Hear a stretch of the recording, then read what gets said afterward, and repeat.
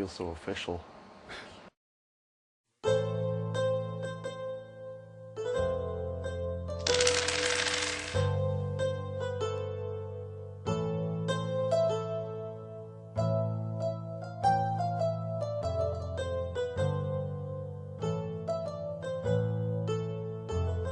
Plus, is it plus 3?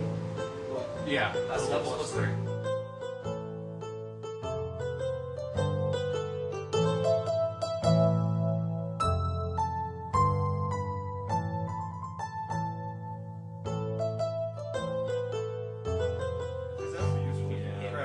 Otherwise, You have a chance to stop. why would you want to make that bows? to prevent that. because you get Because it's a paid. prerequisite Handle for animal my is good prestige because bonus. that will help.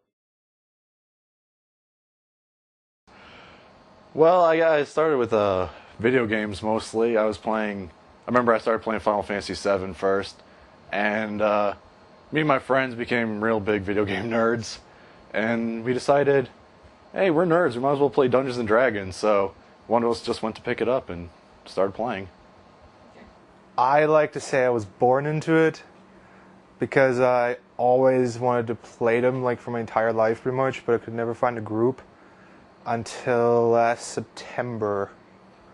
And that's when I started playing. I mean, these guys know I've been wearing shirts and attire for D&D before I even know how to play it. I had a set of dice for like years before I ever played it, so. I got started back in junior high with a group of my friends.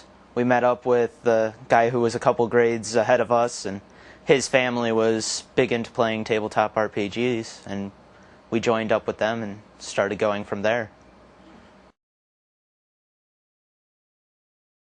So far I've only played D&D, usually version 3.0 or 3.5. That's all I've ever gotten into. I want to try Vampire, and there's another one that I'm not sure the name of, but it's set in a samurai type setting, so that looks pretty interesting.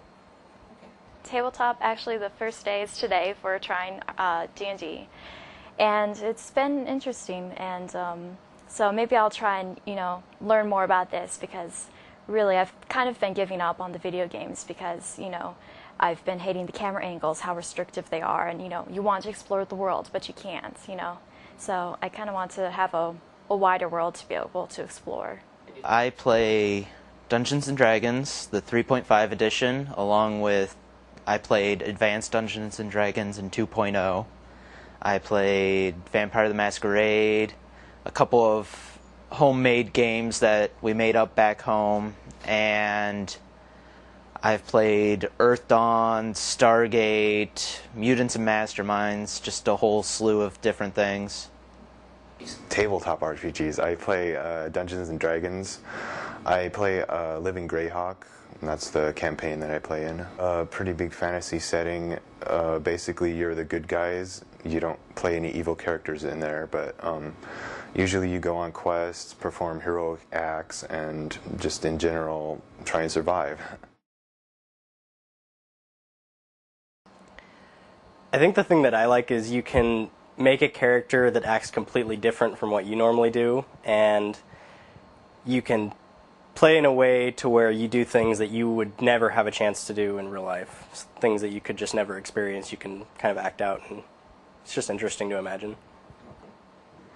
Being able to do stuff you can't do in regular video games, like usually you can't go into a building in some games, but in here you can blow the sucker up or kill everybody in it, do whatever you want. Mainly just that it's an escape from everyday life.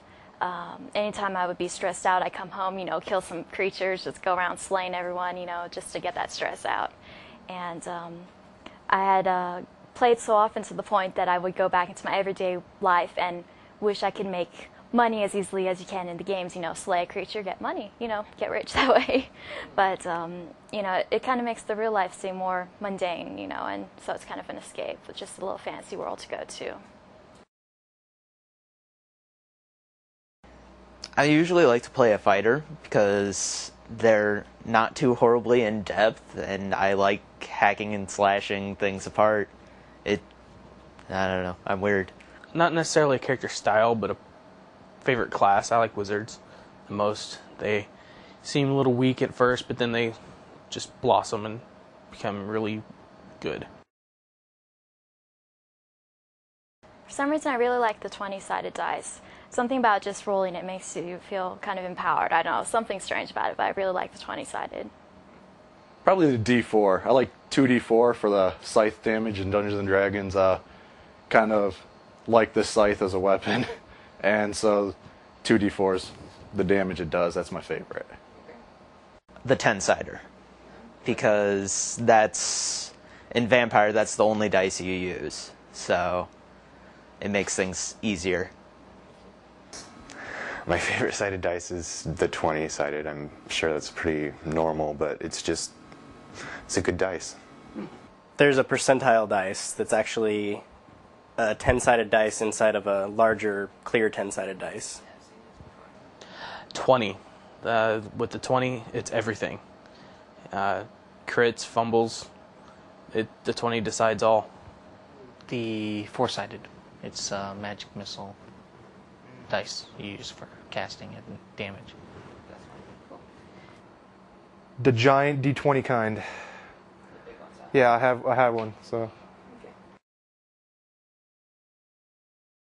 I guess the DM would just control what we would all see, and it would be programmed into the computer, and we would just be able to interact with everything. On tables? I don't know. I really, the way it's going now, it seems like it just kind of decreased in popularity. I'm hoping it'll go back up, but I don't know. The group that we have in now was the first group I ever DM'd. I tried to get a group together to play. Nobody else knew how to DM, and I had a pre-made adventure that I had bought. So I DM'd it, and I've just been going from there. They both have their advantages. I mean, being a player allows you to, pretty much do what you want in the game, to interact with other people. But as a DM, you are those other people, and you determine, in your own subtle way, you determine how they interact with everything. It's like you dropping them suggestions and things that they might do to further themselves, and it's different, but sometimes it's rewarding. Wish my dad would understand it's not the occult, but just told my dad it's just a game. But some people, when you say it, they freak out, it's like, oh, Dungeons and Dragons, and some people just need to grow up.